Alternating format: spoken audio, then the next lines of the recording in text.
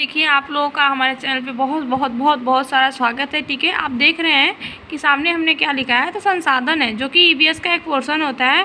ठीक है, आपका ईवीएस जो है, ईवीएस में यूपी टेट सीटेट दोनों में क्वेश्चंस आते हैं। मीन्स कि यूपी टेट में 30 नंबर के आते हैं और जो क्या बोलते हैं सीटेट है, इससे 15 नंबर के आते हैं फैक्ट वाइज। ठीक है, तो फैक्ट वाइज में देखते हैं क्या है कि संसाधन देख लेते हैं। तो जो संसाधन क्या होता है, पृथ्वी पर सभी वस्तुएं जो होती हैं ना, जितनी भी सारी वस्तुएं पाई जाती हैं वो संसाधन होती है। जैसे कि अब फिर क्या है, सबसे बड़ा संसाधन मनुष्य का ज्ञान है। मीन्स संसाधन वो होता है जिससे कि जिसके माध्यम से कोई ना कोई कार्य को पूरा किया जाए। जैसे संसाधन मनुष्य का क्या ज्ञान है। ठीक है, संसाधन होता नहीं बल्कि बनाया जाता है।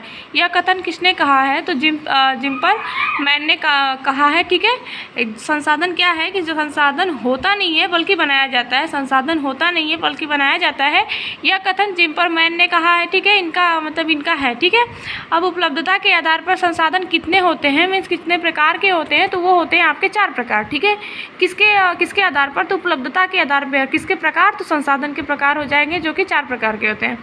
ठीक है, पहला कौन सा है, सर्वसुलभ संसाधन। ठीक है, सर्वसुलभ संसाधन, इसके अंतर्गत क्या आएगा, तो प्राकृतिक गैस आ जाएगी। ठीक है, फिर दूसरा कौन सा है, तो सामान्य सुलभ संसाधन, जिसके अंतर्गत क्या आएगा, मिट्टी आ जाएगा, जल आ जाएगा, चारागाह आ जाएगा, घास का जो क्षेत्र होता है वो आ जाएगा। ठीक है, फिर कृषि भूमि मतलब जहाँ पे कृषि की जाती है वो भूमि आ जाएगी। ठीक है, ये सामान्य सुलभ संसाधन में आ जाएगा। अब दुर्लभ संसाधन या फिर उसी को विरल संसाधन भी बोलते हैं। तो इसमें क्या आएगा, तो जो सभी जितने सारे खनिज पदार्थ होते हैं ना, वो सभी आ जाएंगे दुर्लभ में आ जाएंगे। ठीक है, अब चौथा जो संसाधन है उसके बारे में बात करते हैं कि एकल या अद्वितीय संसाधन या फिर इसी को केंद्रित संसाधन भी कहते हैं, जिसके अंतर्गत क्या आएगा, तो जितने क्रायोलाइट होते हैं ना, यानी पश्चिमी ग्रीनलैंड में। ठीक है, ये क्रायोलाइट जो होते हैं ये कहाँ पे पाए जाते हैं, कहाँ पे होते हैं, तो पश्चिमी ग्रीनलैंड में होते हैं। ठीक है, तो ये जो हो जाएंगे संसाधन के 4 प्रकार हो जाएंगे। ठीक है, जो हमने आपको बता दिया। अब कार्य के प्रकार जो होते हैं वो कितने होते हैं, तो कार्य के जो प्रकार होते हैं ना, देखिए हमने यहाँ नोट डाउन कर रखा है कौन कौन से होते हैं। प्राथमिक कार्य होते हैं, द्वितीयक कार्य होते हैं, तृतीयक कार्य होते हैं और चतुर्थ कार्य होते हैं। ठीक है, प्राथमिक कार्य में क्या क्या आता है, तो ये देखते हैं। पहले तो ये जान लीजिए कि जो लाल रंग में प्रदर्शित किया जाता है उसको हम क्या कहते हैं, प्राथमिक कार्य कहते हैं। ठीक है, जो लोग सीधे प्रकृति से जुड़े होते हैं उन्हें प्राथमिक कार्य के अंतर्गत रखा जाता है। जो लोग जितने भी लोग हैं, ठीक है, वो प्रकृति से जो लोग जुड़े हुए हैं ना, उनको प्राथमिक कार्य के अंतर्गत रखा जाता है।